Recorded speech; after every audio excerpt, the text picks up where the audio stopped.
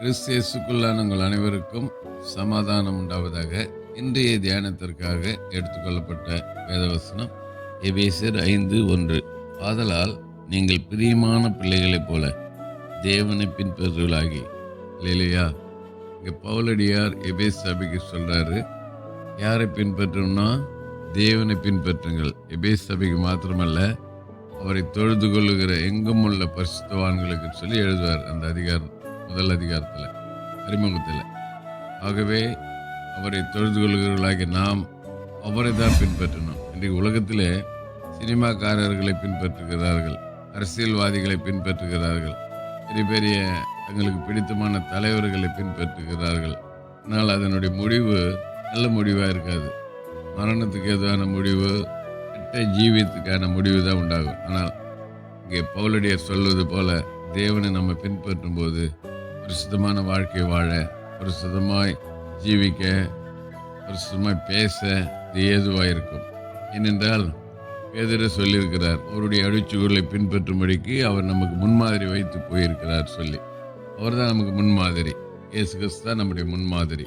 அவர் எப்படி தாழ்மையுள்ளவராக இருந்தாரோ, அவர் எப்படி அன்புள்ளவராக இருந்தாரோ, அவர் எப்படி கிருபை உள்ளவராய், மன்னிக்கிறவராய், தாழ்மை உள்ளவராய் இருந்தார், அதுபோல் நாம் இருக்கணும். அதுதான் சொல்றார்.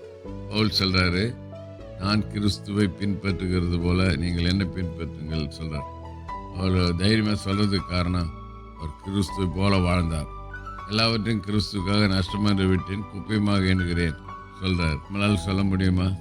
நம்மளால் சொல்ல முடியுமா? நான் கிறிஸ்து பின்பற்றுறது போல நீங்கள் என்ன பின்பற்ற சொல்ல முடியுமா? சொல்ல முடியாது. பவுல் தைரியமாக சொல்றார், நான் கிறிஸ்துவை பின்பற்றுகிறது போல நீங்கள் என்னை பின்பற்றுங்கள் சொல்றார். ஆகவே ஒருவேளை இதற்கு நாம் பல காரியங்களை நிமித்தமாய் மற்றவர்களை நம்ம பின்பற்றி இருந்தாலும், இன்றைக்கு ஆண்டவர் ஆவியானவர் நமக்கு சொல்கிற ஆலோசனை, தேவனை நாம் பின்பற்ற வேண்டும். அவர் பின்பற்றி அவர் காட்டுகிற வழியில் நாம் நடப்போம். கர்த்தர் நம்மை தொடர்ந்து நடத்துவார். கர்த்தர் நம்மை ஆசீர்வதிப்பாராக. ஜெபிப்போம்.